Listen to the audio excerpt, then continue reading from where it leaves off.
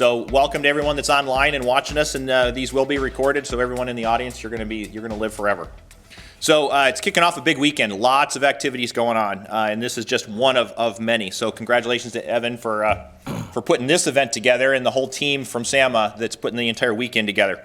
So just a quick summary of everything that's going on. So we've got this conference today with 7 speakers lined up, a great assortment of folks from across the industry and alumni that are talking to us. We also have our Aviation Alumni Advisory Board, so our alumni group that advises the aviation department, that's meeting today. And then there's an event with them tonight. Tomorrow we have the big career fair. I'm excited to see, is the 767 actually coming? Is it here? It's here. It'll be here at 3 p.m. All right, so I want to see this 767 sitting on our ramp.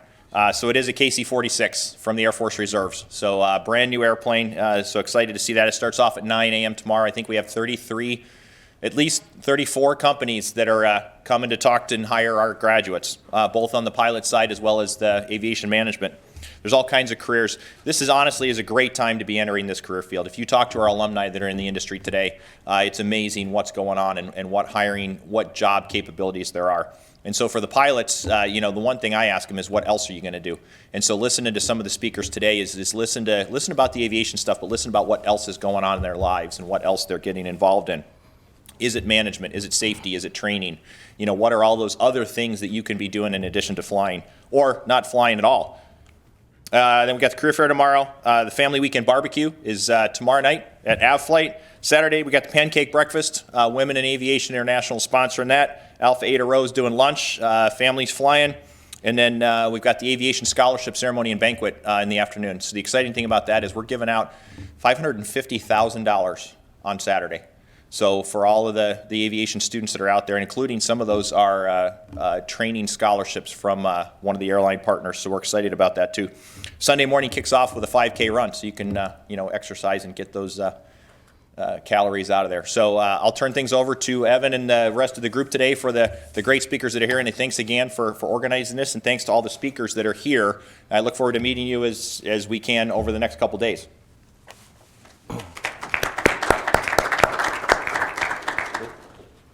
Thank you all for coming out. I'd like to introduce our first speaker, Rob Frank. Morning, folks. I'm Rob Frank. I'm a 03-04 graduate. Left Grand Forks in December of 03 to do an internship with an aircraft brokerage company, and then walked in graduation in 2004.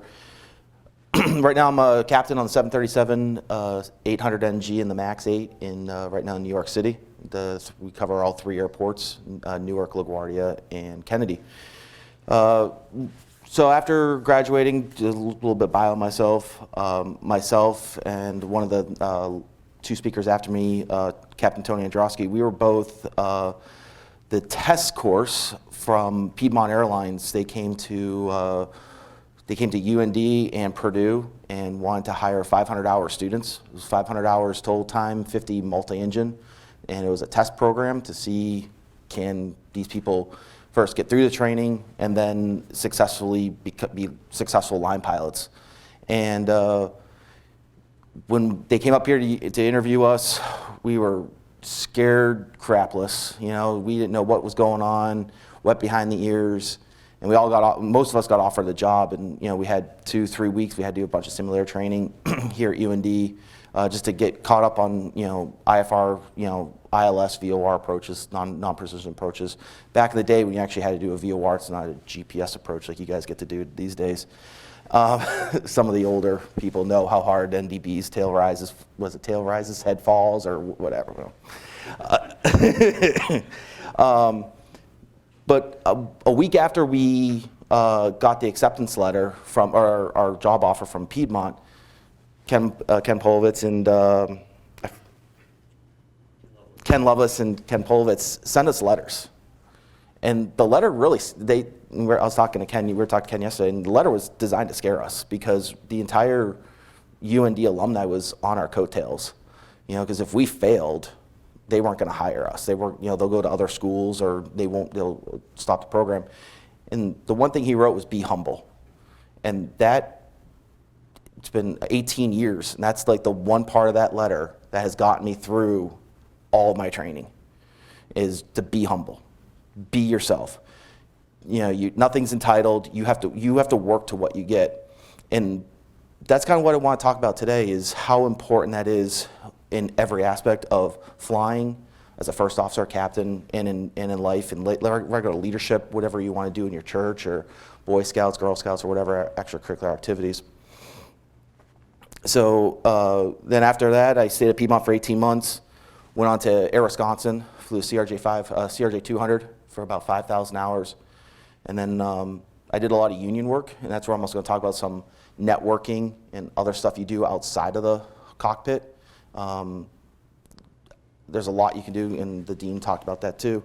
I did a lot of union work. I did jump seat work. Jump seat's a tool that we have to travel for free, space available on pretty much any U.S. carrier, including the cargo carriers. I've taken FedEx to Hawaii and stuff like that. And so through that, I've networked with a lot of people, and that helped me get a job with U.S. Airways in 2012. So I flew the Embraer 190 for just under a year. Then I transitioned to the last U.S. Airways 737 type rated pilot, because we started the merger with American Airlines. So U.S. Airways had the old classic 737 steam gauges. Oh, I forgot to start this movie. I just have a quick movie here just in the background of just random pictures I've had over the years. So there was the old 737 Classic. So it was the first airplane I ever flew with no moving map. 737-400 had 150, 170 people on board, no moving map. First time flew into Nassau, never been to that airport. Oh man, it's so beautiful. Look at this water, look at these sand. Oh crap, I'm doing 250 knots at the marker. Because I had no idea, your radials and bearings and all that type of stuff. There's no map. So then I flew that for just under a year. We retired the fleet, and I went to the 7576. The U.S. Airways, we had the 75-200, and American 75-200. Then U.S. Airways, we had the 767-200 ER. And then at American, we had the 767-300. During COVID, my last flight was March 22nd from Boston to Charlotte. And then COVID hit. They retired the airplane. I spent a year at home with almost a full paycheck. It was great, I'm not going to lie. Got to, watch my daughter grow up for a year. She got to be used to daddy being home for a year. And then I took a bid on the 737 as a captain position. There was a lot of turmoil in the industry, and I'm going to talk about that as well. After COVID, we had no idea. We parked 3 fleets. There was almost 2,000 pilots, I think, that had no home for 6 months. And now all of us had to go bid on a new airplane. And we don't do like test bids, so you kind of can get a feel of where you're going to go. So I was like, oh man, I didn't even know if I could hold a wide body FO position or I could even hold a captain position. You just didn't know where you're going to go. I might be a 737 first officer, but I was lucky enough to get a captain bid. I really like that. It's my first time being a captain. I was a captain at Air Wisconsin for only 2 months because of downfalls and ups and downs in the industry. So that's a little bit of my background. The industry is cyclical. There's a lot of up and downs. The big ones is deregulation in the 70s. A lot of airlines were turning around. You could fly different jets and all that type of stuff. And then the 90s, you had a little bit of an economic downturn in the 90s, and there was some hiring in the 90s. And then after 9/11, really put the industry in a huge turmoil. And that's when I was sitting in these seats. I was a sophomore in Ben Trapnell's aerodynamics class. He walked in the class on 9/11, goes, first tower fell. I don't know what to do. I'm not teaching today. I can't be here. And we were all just sitting there. We all watched the towers fall and all that type happened live. The industry went into a huge turmoil after 9/11. Before then, the regional airlines only worked for one airline. A lot of airlines that don't even exist anymore. ACA only flew for United in Dulles. Air Wisconsin only flew for United in Chicago and Denver. SkyWest was a little bit with United and Delta. American Eagle, they only flew for American. And then after 9/11, cost cutting, everyone took concessions, bankruptcies, and all these airlines went to go work for everybody else. Everyone worked for everybody. Air Wisconsin left to go to U.S. Airways. ACA folded. They tried to start their own airline. And then after 9/11, then you had the economic downturn in 2008. And then that collided with the age 65. So for almost 5 years, the industry just flatlined. There was no movement. And the only movement was downwards. Everyone was, we call it the race to the bottom. Who could fly the bigger jets for less money? And then 12, it started turning around. And now we're before COVID, we were in this craziness of signing bonuses and giving iPads away, and how could we retain pilots at the regional airlines? And I'm like, oh my God, they're giving these kids signing bonuses more than I made my first year at the airlines. And then COVID happened, and it was just like, oh my God, this went from the best time in the industry to what's going to happen. I mean, I was talking to some friends who was a chief pilot who was talking later on. I was calling him up like, what's going on? What's going on? We didn't know the government was going to pay payroll. It was scary. You know, and government paid payroll, no one furloughed. We furloughed a couple guys at the end of the year, but they all came back. The industry turned around. We're not where we are with, international flying, but domestic travel is just rebounded. So these up and downs is just how it's going to be. And you can't prepare for it. Who saw COVID coming? No one saw it coming. No one's going to see what the next downturn is going to be. So always be ready. And it's going to be hard for me to tell you guys this now because you're all single, or you have a boyfriend, girlfriend, but you don't have families, wives, mortgages, car payments, and all that type of stuff. So you have to be ready financially. I was lucky I married up, and I look at her, I'm like, oh, what did you do to me? I mean, I guess that free flying benefits had something to do with it. So we were financially able to sustain yourself, but there's a lot of people who, when I was working in the airlines and I was single, you're making $20,000, $30,000 a year. If I took there was no pay cuts, or if I got furloughed, I don't know how I'm going to pay rent. So you got to be financially ready. Have a cushion. Do your 401k. Get ready for all that type of stuff. And it's a great industry. This is a lot of fun. You guys are also in a really awesome position right now because you're going to be upgrading real fast. Which is, in my opinion, is good and bad. When I was a first officer for almost 8 years, and before I went to the major airlines, and I got to see a lot of good and I got to see a lot of bad, and you learn from that. You learn from the good and you learn from the bad. So you guys are going to be going to these regional airlines, and you'll be a first officer. I mean, upgrades probably a year or two. So you're going to spend the first year wet behind the ears, learning what airline life is, learning how to pack a suitcase, learning how to work a schedule, learning reserve and all that type of stuff. But once you get all that figured out and you get comfortable in the airplane, it's going to take a couple 100 hours in the airplane for you to really be comfortable in the airplane. Watch your captains. Watch how they lead. Watch how the good ones. Watch and learn it. Write notes. Make mental notes. And then you have the one, you're going to have a grouchy captain, and learn how, don't take it out on him or her, but learn, say, how can I be better? And even the good ones, how can I be better? And that's what I've learned as being a captain. I've only been a captain for a year now. I spent, like I said, I spent 6.5 years at Air Wisconsin, upgraded for 2 months, and I was an FO. I was fat, dumb, and happy sitting on the right seat on a 7.6, flying to Europe, having a good schedule. It was great. But I learned from that. So as a captain now, you always have to look out for your crew. You're last. I am the last person I worry about. Flight attendants are first. Make sure that they're taken care of, that when the weather goes crappy and the schedule falls apart, do they have a hotel? Do they have food? Do they have a break? I mean, we're going to be, even at the flying 7.3s, we're doing a lot of turns. You might only have an hour turn. Hey, is everyone fed? Just the simple stuff. Make sure everyone's okay. Then if the weather goes bad, hey, does everyone have a hotel room? I'm not going to leave these flight attendants sitting out in the dirt, on the curb, waiting for a hotel van or stuff like that. So look out for flight attendants. Look after your first officer. It might be a brand new first officer. They came out of the military. I mean, we're hiring a lot of military pilots. They don't know what an airline schedule is. I mean, they flew their C-17, their F-16, or F-18. So you're mentoring them, just like you mentor the younger students and help out that. And then look out for yourself. I mean, you got to look out for yourself too. And then just have fun. That's what I'm going to say, is have fun. It's a job. You got to have fun with it.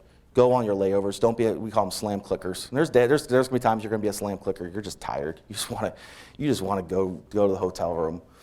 I was flying a 7-3 trip as a first officer and flew into, I live in Akron, Ohio. I was based in Charlotte.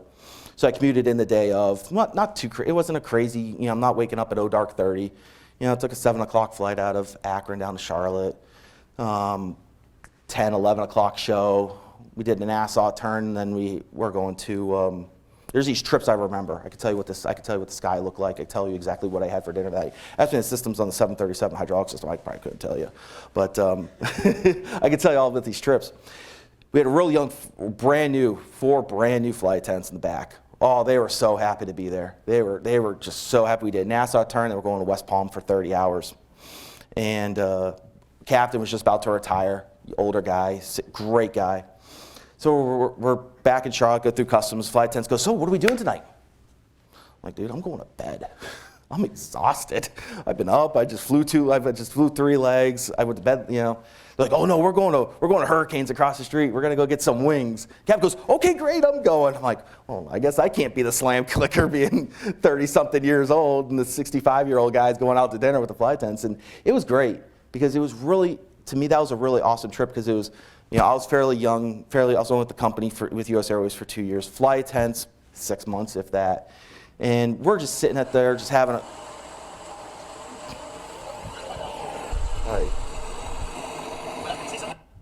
sorry. So the captain I was sitting at the other end of the bar with the flight attendants, just talking, and I looked over at the captain, and he looked down at the bar, and he was a Piedmont pilot, jet Piedmont from the 80s. And they were a young pilot group, and they just had a lot of fun with their crews, and flight attendants were all young, and they had a lot of fun. He looked down at the bar, and he just saw a smile on his face. And he was like, we're handing this airline over, because US Airways at the time was transitioning from a very senior flight attendant group to a very junior flight attendant pilot group. You see, I'm handing this airline over to a good group of young employees, and this airline's going to survive. We're going to have fun. And he made the comment the next day. He's like, man, that was a good time. It was good to see, you haven't seen that in a while because everyone's old and everyone just wants to go to bed. And so have fun. Go out. When you're in Vegas or even if you're in Elmira, New York, there's a really cool air museum on the airfield in Elmira, New York. There's an F-14 sitting there. Do that fun stuff. Just don't sit in a hotel room and watch Netflix and YouTube. Just get out, have fun, and interact with people. And be good to the gate agents. I mean, to everybody, maintenance. When I do my pre-flights, I'll walk around, hey, talk to the crew chief. Hey, what's going on? Everything good? You guys good? Hey, do we have any dangerous cargo on board? Just interact with them. And because if I interact with them, that turns their visions of pilots of, oh, we're just grumpy old people or something like that. Just turns it around a little bit. So be nice to everybody, the gate agents. Hey, do you need help with something? Because there's only 2 gate agents loading 180 people. And it's weather, and they're answering questions and all that type of stuff. And I had a gate agent come up to me once. She's like, hey, it's really crazy up here. We got, and they're pressured to get the airplane out on time. Hey, can you go get a cup of coffee? I go, what do you mean? She goes, I need you to get off the airplane. I need some help. I need your help because I can't shut the door if you're not on the airplane. And I went up there. I didn't have to go get coffee. Hey, what do you need? How can I help you? What can I do to make your job easier? Even though I don't know anything about gate agent computers, if I even touched a gate agent computer, I'm probably going to send you, instead of you're going to Cancun, Mexico, I'll send you to Grand Forks, North Dakota. With the way I don't know if people really want to come, for a beach vacation up here in January, but I do. But so be humble, be respectful, and nothing is entitled to you. Nothing is entitled to you. You have to work for everything you want. And stand out. If you want to be a pilot and just fly 90 hours a month, go home to your family, cut your grass, and do that type of stuff, that's great. But you're not going to stand out. And because you guys go anywhere. We were at dinner last night. It sounded like the freaking NFL draft. Who are you signing with? I'm going to Envoy. I'm going to Endeavor. I'm going to SkyWest. I got the hat on. It was like NASCAR sports team. Everyone's got everyone's shirt on. I'm like, this is great. I mean, the industry was not like that when I got hired. We fought for every job. But when you go to the majors, you're all going to be the same. You all have an ATP. You all have PIC time. And you all flown an airplane. And you've all successfully transitioned a regional training department. Okay, great. Everyone in this room has that requirement. So what makes you better than you, or not better, stand out?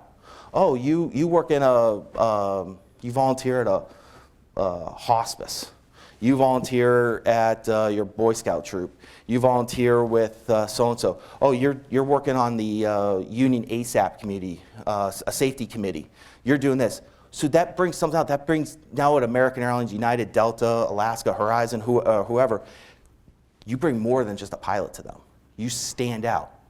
Because they know you can fly an airplane. Everybody that American Airlines interviews, you can get an airplane, blue side up, brown side down, and land it on a 5,000-foot long runway safely. Everyone can do it, but you need to stand out. So do something else.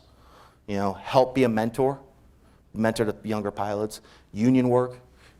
I did a lot of union work. That's what got me my job at U.S. Airways. The only thing I'll say about the union work, this is my personal opinion, do the non-confrontational committees. Do the safety committee, do the mentoring committee.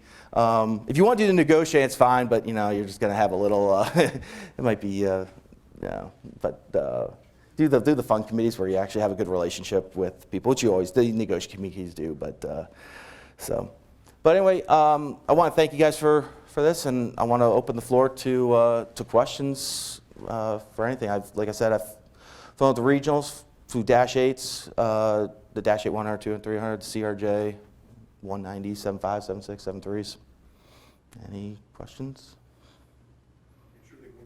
Oh, yeah, they said to use this mic so it's on the videos.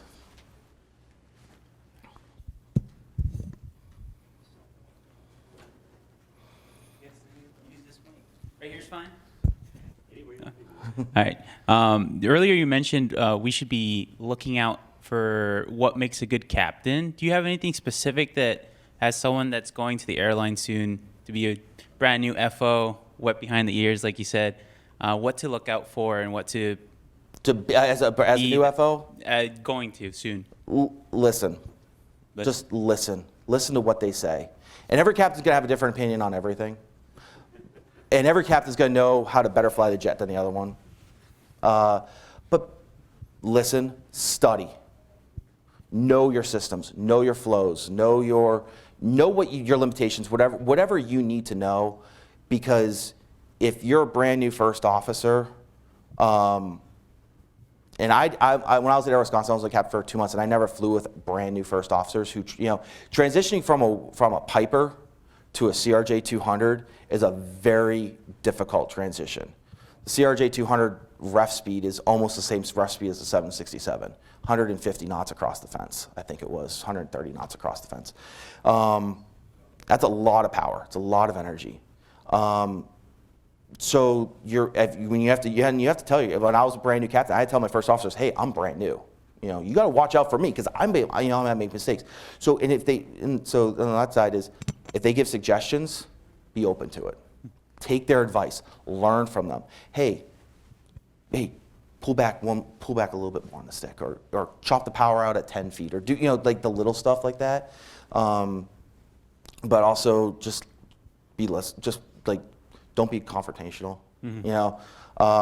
When you guys are going to change airlines, and Captain Androsky, he's a big one on this one.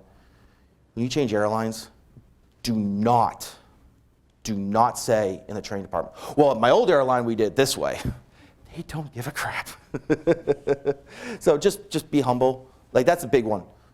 Be humble. Just be yourself. Mm-hmm. Listen, communicate. If you have questions, ask it, and just be open to suggestions. All right, sounds good. Thank you. Yeah.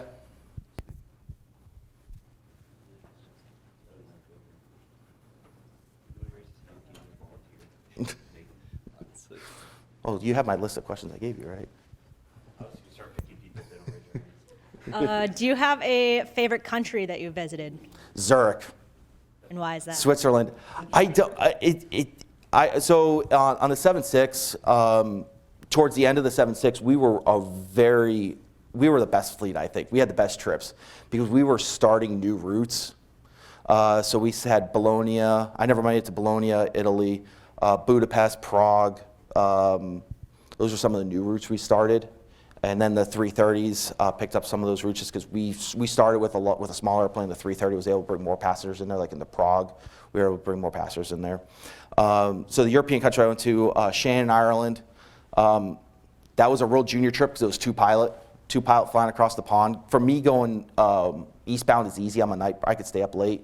But flying back, your body clock's all screwed up. Most of the time, like probably the first 2 years I was flying international, I was waking up at 2 o'clock in the morning for 3 hours straight, just staring at the ceiling. Do not turn on the TV, do not turn on the TV, do not turn on the TV, just staring at the ceiling. And you fall asleep at 5 and the alarm clock's going off at 7 and you're just, your body's in 2 different time zones. It was really miserable. So flying back to pilot was just miserable. You're just both tired and all that. Glasgow, Scotland, Edinburgh, Scotland, Brussels, Amsterdam.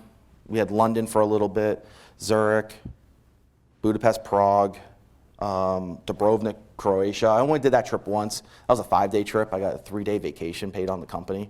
That was amazing. But Zurich, it's just a beautiful country. The mountains, you come into Zurich, first thing in the morning, there's a little bit of fog on the runway. Nothing. Sometimes it could be pretty bad, Cat 3. Auto lands, but usually just a little bit of nice little pretty fog as the sun's rising up over the Alps. Then you just take that. I don't know if any of you have been to Europe, but public transportation is amazing in Europe.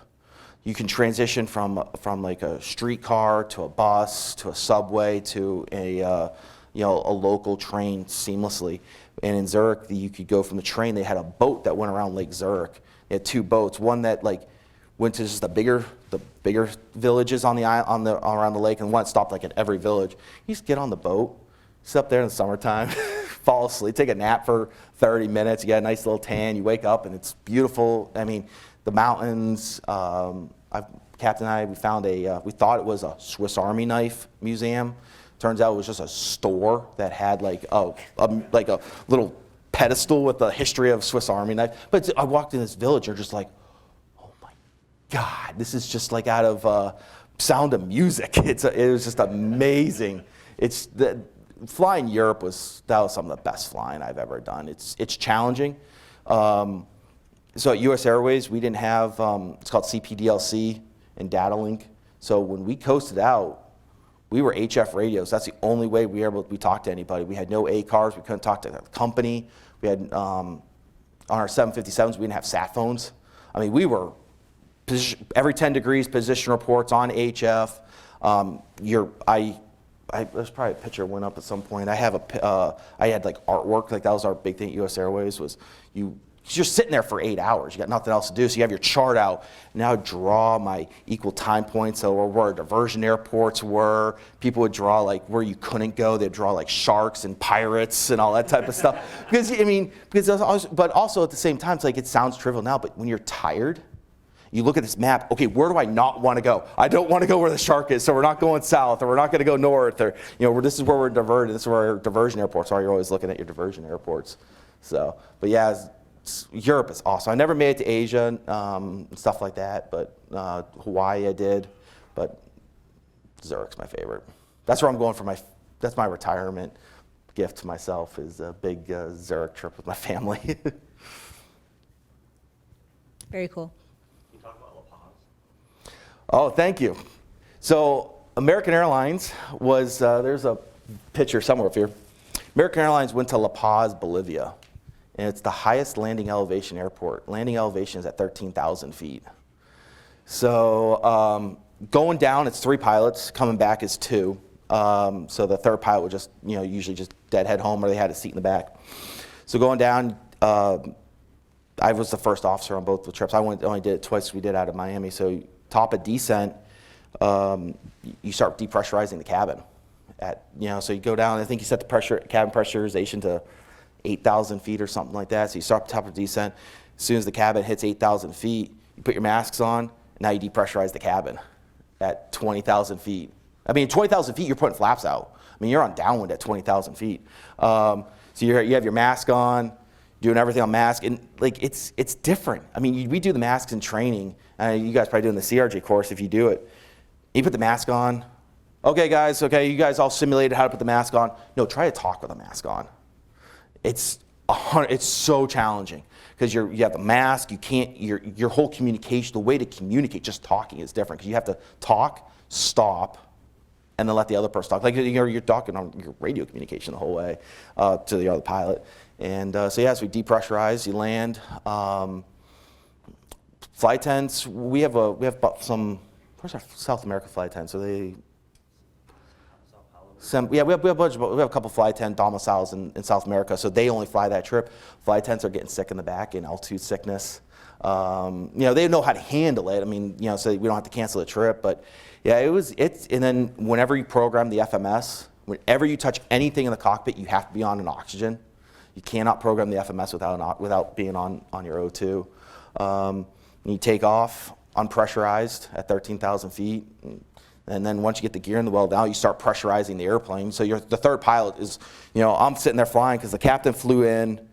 And then the first officer then would fly from La Paz to Santa Cruz, which is just on the east end. Yeah, east side of the Andes. So you go up and over the mountains, that's where we laid over there. So as we're taking off, the third pilot's over the pressurization panel and the air conditioning panel, running that panel, because I mean it's only like a 45-minute flight. That's a short flight for us. You gotta get all your ATISes and all that type of stuff. I mean, it's a foreign country, so you have the language barrier.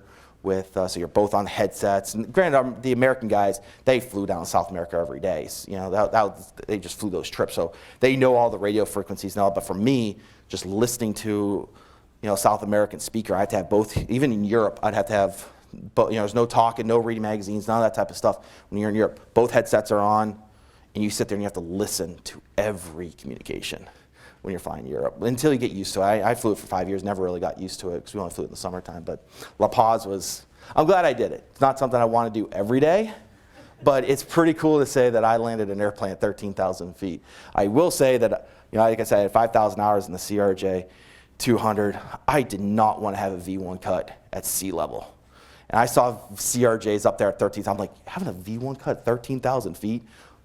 What's your climb rate? 2 feet per minute? So yeah, that was pretty cool. That was really cool to go to La Paz. I'm glad I got to do that trip. We suspended service there now, but it was pretty cool. Some other fun stuff. How am I doing on time? Oh, I'm a little over time, so.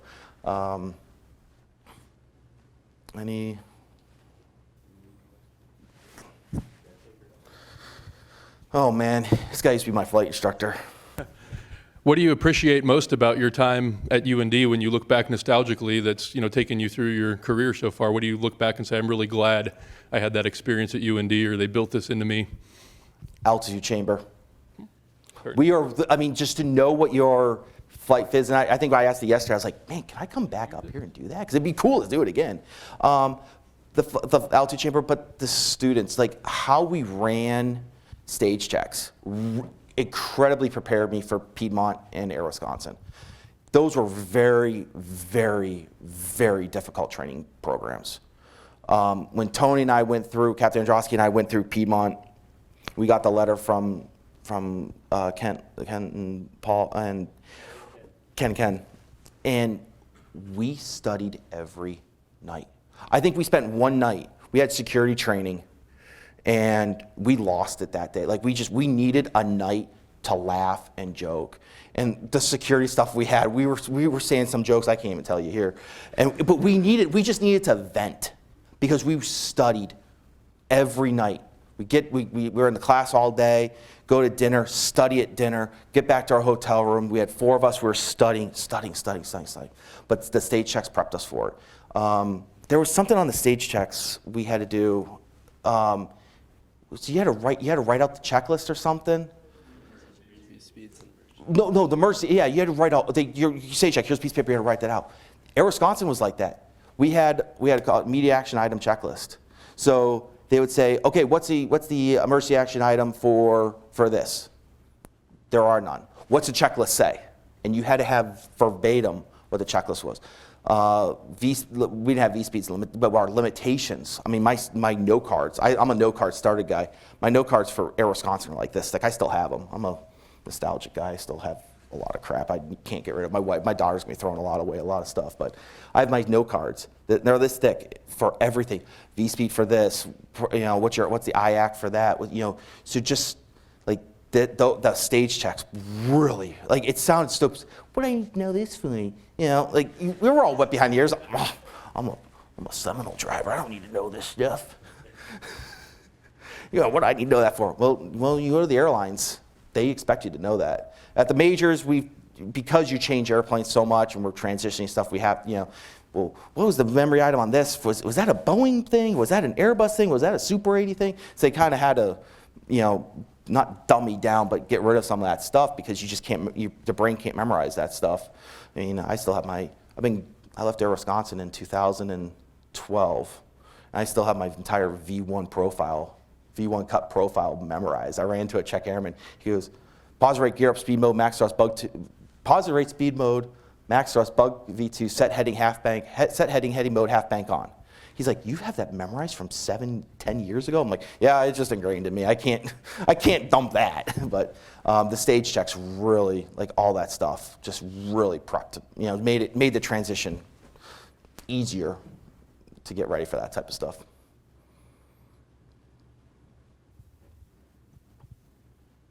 I guess I have one. Have you ever had an in-flight emergency? Yeah, there's a picture, but I skipped it out. Yeah, so I was a brand new captain at Air Wisconsin, and so there's 2 of us up in the cockpit, and fairly new FO. Been with the company maybe less than a year, I think. Very competent, brand new flight attendant in the back. Coming out of Portland, Maine. We're going from Portland, Maine to Philly. We're just over and I grew up in Massachusetts, so I know this area really well. It was a beautiful, clear day. Just crossing over into Rhode Island, and bing, bing, bing. The CRJ had two types of boarding doors. One was just a handle that just closed, and then one was a 2-part handle, so it had a flap open up, and we got an ICAS message: PAX door outer handle. Well, that's kind of weird. So I called back to the flight attendant. I was like, hey, did the handle just pop? Because we were pressurizing. We didn't lose pressurization. So I thought maybe just the handle just dropped up a little bit. He goes, so I called back, ding dong. Hey, is the handle okay? Yeah, someone tried to open the door. I'll call you right back. What? The cockpit door a CRJ is 2 feet behind me. So I can't hear anything. I'm like, what the hell? So I call back. He goes, yeah, passenger tried to open the door. I'm like, okay, just where are we? Okay, what's going on? Okay, we're going to Boston. It was like I know Logan Airport off the top of my head. I could draw the map, the airport diagram in my hand. I know they got really good Massport, state police. I know we got really good fire crash rescue. So I pull out my manual. Now at this point now, you're declaring an emergency. You got just everything's on ATC tapes. Everybody in the world can listen to it. So you gotta sound cool. But you also have to be right. So I go, okay, I gotta go through my threat levels. What threat level is this? And, I can't go into too much of it, but there's threat levels of post 9/11 threat levels. And each one has different meaning and different, like, what happens. And I'm like, man, is this a security incident? If I had a guy try to open the door, this isn't, is it a terrorist? I have no idea. And so I go open up my book. Okay, it's a threat level. So I go, hey, Boston Center, so this is Wisconsin 3891. Yeah, we have a level so and so. We declare an emergency. Need immediate vectors into Boston. 180-degree turn, straight into 4 right. And so we're coming in. I was like, where are they going to take us? Because I know we're not going to the gate. And I go, where are we going? I asked Boston Approach. I go, where are we? Ask Tower where we're going to be going, because this is going to dictate where I'm going to pull off. I know I have 5,000 hours in the airplane. I know how to fly this airplane. I'm pretty confident in the airplane. And I can get stopped. If I have to stop here, I'm going to slam on the brakes. I'm going to get this thing stopped. I'm not going to taxi the end of the runway, have a 15-minute taxi. I want the fastest taxi in. Got in the gate. I didn't even have the cockpit door open. We had the fire trucks, state police, FBI, TSA, every three-letter agency was probably there. CIA, DEA, you know, the dog catcher was probably there because he wants to be on the news. It was actually really sad. The guy had so before I even had the cockpit door open, the guy was already off the airplane. We pulled him. I made sure to put him in the back of the airplane, as far away from the door. But it turns out he had a stroke, a seizure, and when he had a seizure condition. I don't know what medical condition he had. And when he came out of the seizure, he didn't know who he was, where he was, or what he was doing. And he was looking for the bathroom. And he thought the boarding door was the bathroom. But we didn't know it. I mean, and that was the thing. I told my check airman and all that after. I was like, that's a good learning curve because you have one flight attendant in the back, and they're trying to manage everything by themselves. So you're getting fractions of information. It's not, hey, the passenger in 14C, he peed himself, he tried to open the door, and hey, do you want a Coke with that? You know, you're getting, passenger opened the door, try to open the door, okay. Get him in the back of the airplane. Well, then, what did the flight attendant? Flight attendant said something. He goes, we don't have any seats. Where should I put him? I said, just put the person in row 12 in row 1 and put the guy in row 1 in row 12. Well, little I know the guy soiled himself. So how do you put a passenger in a soiled seat? But he couldn't give me that information because this is all happening in the span of 5 minutes, 10 minutes. So I'm getting conflicting information. He's trying to figure out stuff in the back. So you're, as a captain and the crew, we're just trying to figure this all out. So I think that's the only emergency I've had. That anything else? You know all my stuff. I think that's. Yeah. Yeah. Well, you had the tire. You gave it to me. We worked at these two speakers there. We worked at all the airlines together. We're good old friends. We're in each other's weddings. Our kids are almost the same age, all that type of stuff. But friendships. Oh, so one other thing Mike said about UND. This is my first time up here. I was up here in 2009. I spoke at SAM in 2009 on a panel thing. And it was like when I got to Minneapolis. I've flown into Minneapolis many times, and I'll never fly professionally into Grand Forks. It's like it kills me. Because I'll never fly in professional. My buddy, who is the SkyWest captain now, his first leg was Mini to Grand Forks. I'm like, oh my God, like I'm nostalgic for you. Like you get to do your first professional landing in the mothership. Like, oh my, talk about completing the circle. I'm crying. And he's like, dude, it's freaking Grand Forks. I've landed there 600 times. Yeah, but you didn't land there in a CRJ. But yeah, just coming back to Grand Forks after Mike's, going off Mike's question real quick, just seeing Grand Forks, like knowing I'm getting on an airplane to Grand Forks, like this is home. This is home. It just feels good to be home. So I know, when you're here, this is the last place you want to be. It's cold and dark in the winter, but hey, you're gonna make some great friends here, lifelong friends who, I was just telling Tony last night at dinner, I was like, dude, we need to start working on our retirement airplanes. We got 20 years left. I was like, because we got to bid the right airplane. Because I'm flying your retirement flight. I got to be I'm going to be the crew on your retirement flight. So we got to make sure we bid this correctly.